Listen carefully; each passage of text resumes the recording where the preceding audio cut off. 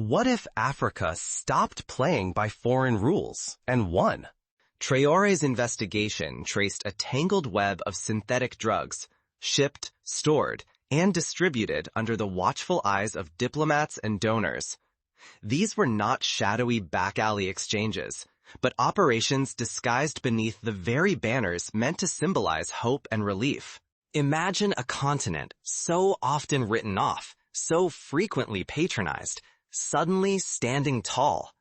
Picture Africa refusing to bow to the expectations and dictates of powerful foreign interests, and instead taking destiny into its own hands, rewriting the rules, and emerging victorious. Let us travel to the heat-scorched Sahel, where, amid endless stretches of sunburnt earth and wind-blown dust, a young Burkinabe captain made history.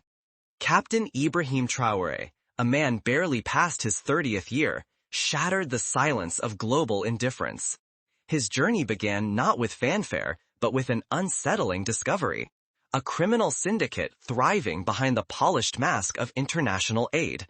With a single, uncompromising order, Traoré changed history. In less than 48 hours, a span shorter than 2 days, he sealed every border, halted every crossing, and stunned both Africa and Europe. No one expected an African leader to act so swiftly or so ruthlessly against those exploiting his people. The move echoed through global corridors, shaking the very foundations of international relations. Suddenly, Africa flipped the script. No more waiting for permission, no more begging for help to defend its youth.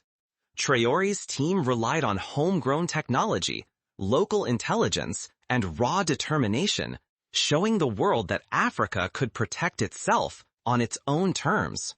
To grasp how it all began, we must return to the tense, silent dawn before the headlines, before the lockdown, to a single morning in Ouagadougou when everything changed. It started, as so many revolutions do, with a whisper, intelligence reports hinting at something just beneath the surface. In the capital city of Burkina Faso, Captain Traoré prepared to act. The stakes could not have been higher. At risk were the safety of entire communities, the dignity and future of Africa's children, and billions of dollars in aid. If stories like this remain buried, exploitation thrives in darkness, and the continent's future grows more uncertain with every passing day. But if the truth rises to the surface, power shifts, not only in Africa, but across the globe, echoing through the halls of parliaments and summits worldwide. Foreign powers wrote these rules. They built a system where African officials are trained to comply, not to challenge. Border agents wave through vehicles painted with foreign logos, wary of being accused of delaying urgent humanitarian work. In this climate, oversight fades into the background, and blind spots multiply like shadows at dusk. Under the banners of international aid, secrets slip quietly along the Sahel's dust-choked arteries. In West Africa, convoys adorned with the crests of global organizations glide across borders, seldom halted or questioned. Years, no, generations, of trust in these emblems have carved out invisible lanes, corridors, where not only food and medicine, but sometimes menace, pass unchecked under the mantle of relief. Captain Ibrahim Traoré of Burkina Faso refused to be blinded. One humid evening, he noticed a convoy rumbling through the outskirts, its trucks stamped with European NGO insignias. Yet something was wrong. These vehicles wound along an abandoned petroleum route, a twisting road left vacant since the withdrawal of French forces. They moved with headlights dimmed, favoring darkness, where visibility and accountability are at their weakest. In 19th century India, British relief convoys moved unchecked through famine-stricken districts. The British East India Company, cloaked in the mission of serving the colony, often used its logistical privileges to smuggle out vast quantities of natural resources, opium, cotton, and salt. Locals were forbidden to question or search these shipments, and any resistance was met with force. The echoes of this dynamic reverberate in the Sahel today, where aid convoys, carrying international legitimacy, are rarely scrutinized. Suspicion gnawed at Traoré. He ordered infrared drones into the night sky. Through thermal lenses, things became clear. The cargo holds glowed with heat signatures that contradicted the official manifests, which claimed nothing more than sacks of seed grain and bags of fertilizer. These were no ordinary aid shipments. But what happens when a single leader decides the old rules are shackles and dares to break them for the sake of his nation's security? Africa's move was a bold gamble. Confront the world, defend your own at any cost. Every unchecked truck could smuggle catastrophe. Each blind spot was a ticking threat, not merely to the law, but to the lives, futures, and dignity of African communities. The stakes were enormous. The fate of children, the flow of billions in aid, and the sovereignty of a continent battered by outside interference. Traoré's decision to act would ignite a chain of events, testing not only his resolve, but the very foundations of trust between Africa and the world. In the shadows of the convoy, a larger plot began to reveal itself. Captain Ibrahim Traoré chose risk over caution. He allowed the suspicious convoy to penetrate deep into Burkina Faso's heart before striking, knowing the world would be watching, ready to condemn any misstep. No advance warning, no outreach to foreign embassies. Only a singular conviction. The safety of his people was paramount. Then, a shockwave of an order. For 6 hours, the entire northern border was sealed.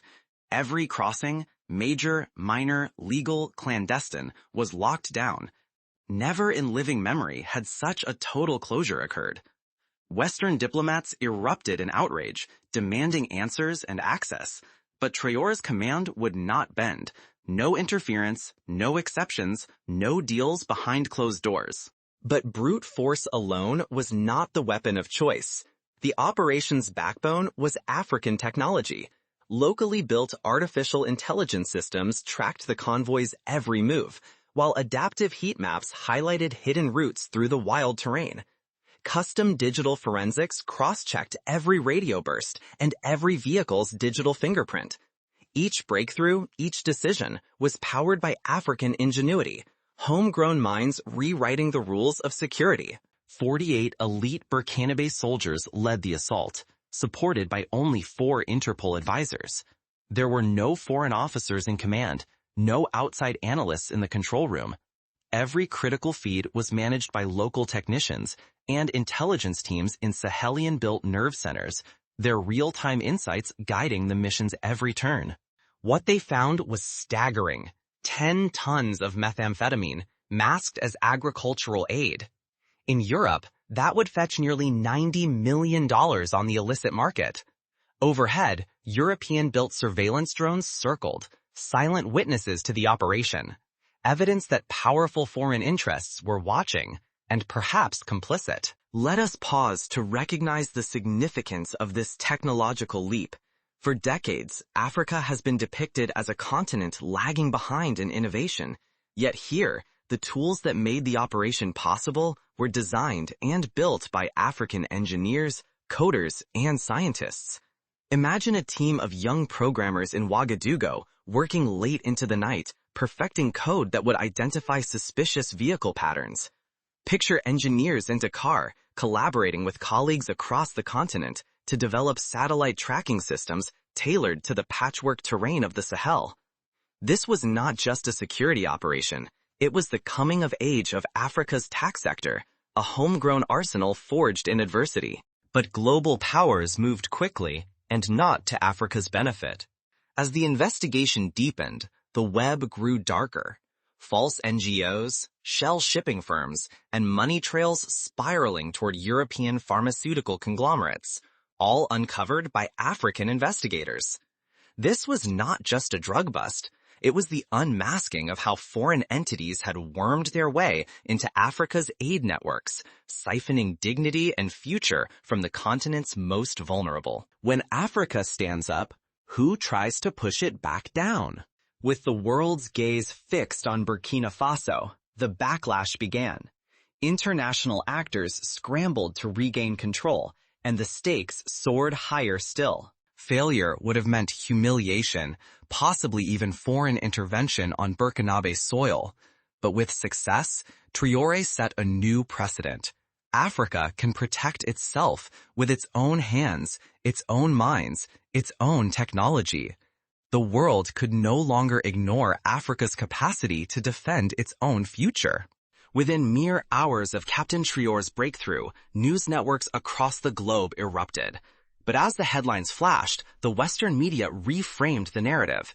Instead of spotlighting the evidence, synthetic drugs smuggled inside aid convoys, they painted Burkina Faso as a reckless disruptor, glossing over the courage it took to expose a criminal enterprise operating under the guise of humanitarian relief.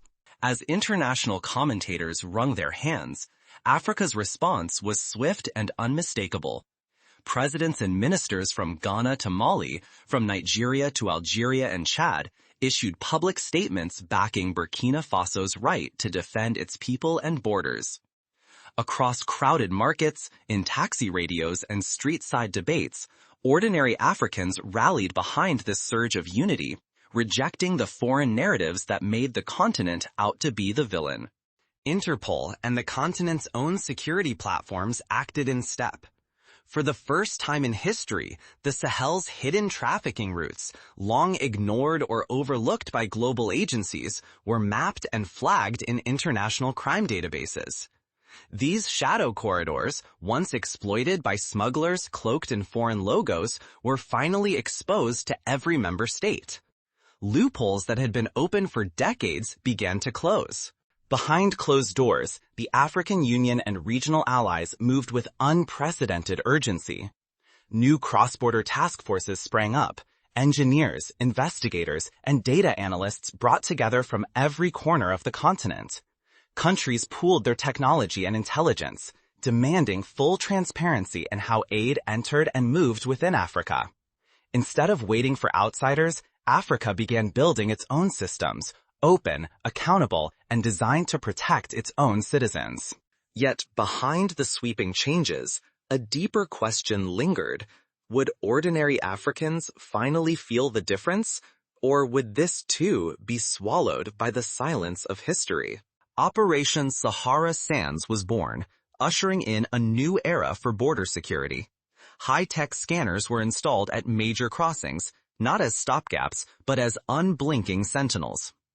Every aid shipment now passed through digital ledgers open to both African authorities and the public, ending the era of secret handoffs and paperwork that shielded corruption.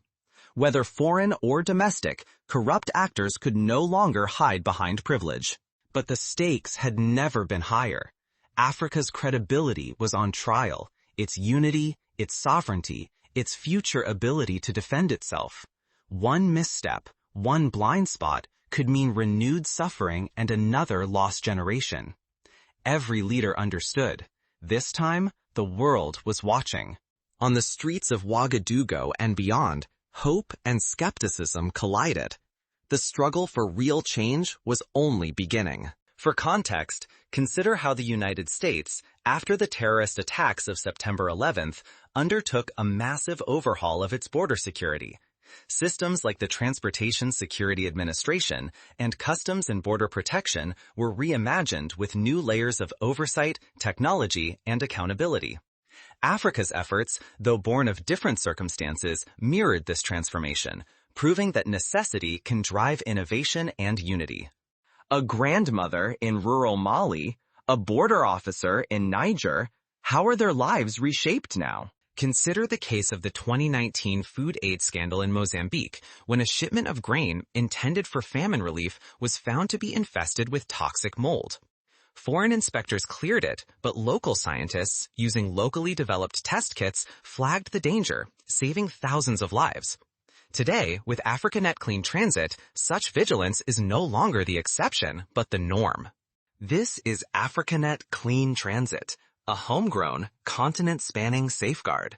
Every truck is tracked by satellite, every shipment logged and cross-verified. When a suspicious cargo appears, the system flags it for inspection before it crosses the border. Deliveries are now transparent, traceable, and accountable. No more silent corruption hidden behind foreign emblems. No more toxic substances disguised as grain or medicine. For the grandmother, food aid once arrived under a cloud of hope and unease. Her village watched every delivery warily, haunted by rumors of missing sacks or strange dangerous powders replacing flour. Now, every shipment is examined by African scientists at the crossing. Agricultural teams use portable labs, swift response units, able to test for purity and safety within minutes. No more accepting foreign paperwork as proof. African expertise and African hands decide what is safe for their families. For the border officer, her job is no longer confined to stamping documents or checking seals. Today, she is trained to spot hidden patterns, suspicious routes, cargo that does not match its manifest, inconsistencies invisible to the casual observer. She works shoulder to shoulder with scientists, following strict protocols and chains of custody. Their new arsenal includes encrypted data-sharing tools, synchronized GPS trackers, and digital cargo scanners. These advances have nearly closed the loopholes that once allowed smuggled drugs and counterfeit goods to slip through with aid. Innovation spread quickly.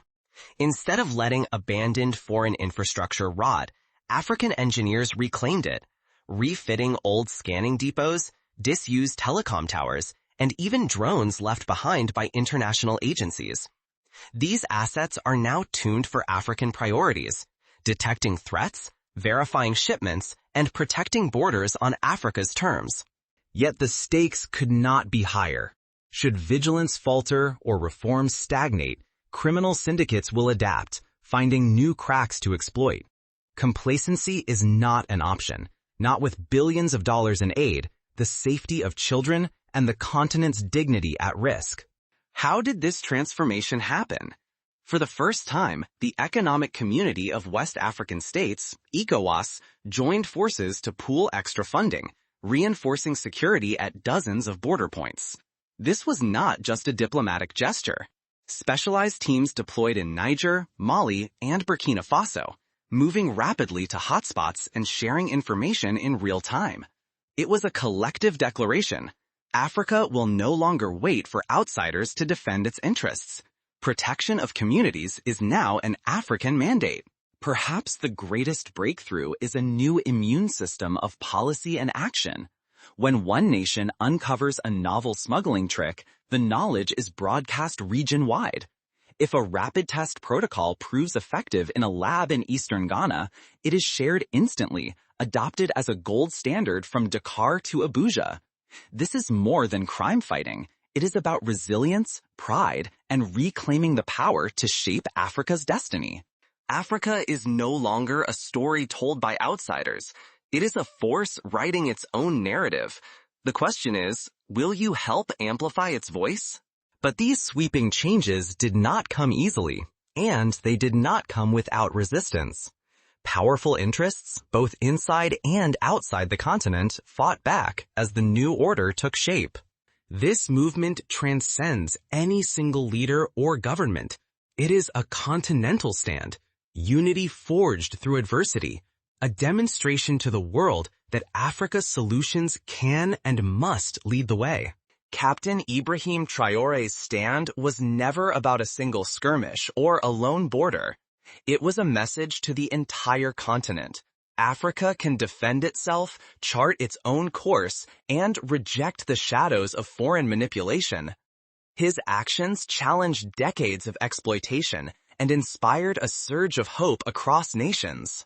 For years, billions of dollars in aid, meant to heal and uplift, were twisted into tools of control, hidden behind polished promises and well-known emblems. But Burkina Faso's defiance revealed that homegrown courage and innovation can unmask even the most elaborate deceit. Through unity and relentless vigilance, Africa exposed a criminal network woven deep within the corridors of international charity. The world was forced to look, to reckon, and to see Africa not as a powerless victim, but as a sovereign force, capable of leading, innovating, and defending itself on its own terms. The power to shape Africa's destiny does not rest in distant boardrooms or anonymous agencies. It lives with its people, those who dare to act, to question, and to demand a future worthy of their children. The safety of our families, the dignity of our communities, and the promise of a brighter tomorrow all hang in the balance. Africa's future is forged in collective resolve. Rise, speak, and help turn this moment of courage into a movement of lasting change. Because when Africa commands its own story, the entire world must listen and respond. Yet this victory is only the beginning. The momentum must not fade. Now is the moment to amplify these stories, to hold every leader accountable, and to insist that aid truly serves those in need. Your voice counts. Spread the truth, ask the hard questions, and never let injustice hide in plain sight. But what does it mean to command your own story? History is full of lessons from those who took back their narratives. In the 1940s, India's Quit India movement challenged colonial authority not merely through protest, but by building parallel institutions, schools, courts, even post offices run by and for Indians. In Latin America, nations like Bolivia and Ecuador rewrote constitutions with indigenous voices at the core, reclaiming power from exploitative elites. So too, Africa today can set the terms for its own engagement. This means demanding transparency in every contract, insisting on local oversight of every project, and building systems that cannot be subverted by outside interests. Practical steps could include establishing an independent Pan-African watchdog, funded by member states and reporting directly to the African Union. Every shipment, grant, or foreign investment would be audited publicly, with findings broadcast on radio in every major language. A shipment of medicine arrives in the port of Dakar. Before a single box is opened, local health workers, trained by a new Pan-African Health Corps, scan barcodes and test for authenticity. If anything seems amiss, the entire batch is quarantined and alerts are sent to every major transport hub from Lagos to Addis Ababa. The system is not reliant on foreign consultants, but on African expertise, African pride, and African accountability. Grassroots involvement is key. Community councils could be established at every major crossing, composed of elders, youth representatives, and technical experts. These councils would have the authority to veto shipments, call for audits, and recommend reforms. Their meetings would be live-streamed, ensuring that every citizen, from the bustling cities to the most remote villages, has a voice in the process. The importance of storytelling cannot be overstated. In every city, new media workshops could train young journalists to investigate, document, and broadcast the realities of aid, trade, and security. African filmmakers, writers, and artists would be commissioned to tell the continent's stories, not as victims, but as architects of their own future. When the world sees Africa through African eyes, the narrative shifts irrevocably. But there will be challenges. Foreign interests will adapt, seeking new ways to exert influence. Corruption, both imported and homegrown, will not vanish overnight. There will be setbacks, disappointments, and even betrayals. Yet, as the example of Captain Traoré shows, resilience and solidarity can turn even the darkest moments into catalysts for change. Education, too, is crucial. By integrating courses on civic responsibility, history, and technology into school curricula, Africa's next generation can be equipped not only to spot exploitation, but to design new systems that prevent it. Scholarships and mentorships in science, technology, and law, funded by African governments and philanthropic partners, would ensure a steady pipeline of talent. Just as the Green Belt movement in Kenya empowered thousands of women to restore forests and advocate for their communities, so can new movements arise to defend Africa's sovereignty. In practical terms, governments can establish rotating leadership of anti-corruption task forces, ensuring no single group or region monopolizes power. International partnerships should be rebalanced. Africa must negotiate as a bloc, leveraging its vast resources and strategic importance. Investment deals should be made public in real time, with crowdsourced platforms allowing citizens to flag irregularities. Digital literacy campaigns must reach every village so that all can participate in holding power to account. So, the next time you hear a story from Africa, ask, who is telling it? Who benefits from the silence? And who pays the price of ignorance? Will you stand with those rewriting the narrative, or allow old patterns to persist? Most importantly, the spirit of unity must be sustained.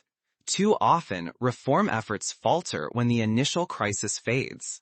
To prevent backsliding, Africa can institutionalize annual Day of Vigilance observances, public events commemorating victories like Traoré's, renewing the social contract between leaders and the people, and recommitting to transparency and justice. Picture a continent where every child grows up knowing that their safety is not dependent on foreign goodwill, but on African ingenuity and resolve. Where every grandmother, every border officer, every farmer and teacher is an agent of accountability. Where the shadows of exploitation are banished by the light of truth, and Africa stands as a beacon, not just for itself, but for all nations seeking to reclaim their destiny. Captain Traoré's actions set a precedent, but the journey is far from over. The question debt remains, but not forever. The answer is being written, day by day, in every act of vigilance, every reform adopted, every voice raised in defense of dignity and sovereignty. The world is watching. The future is unwritten, and Africa's story, its true story, is only just beginning. You too are part of this story. Share these truths. Demand accountability. Celebrate innovation. And above all, believe in the power of united action. Because when Africa stops playing by foreign rules and wins, the victory belongs not just to a continent, but to all who believe in justice, dignity, and self-determination.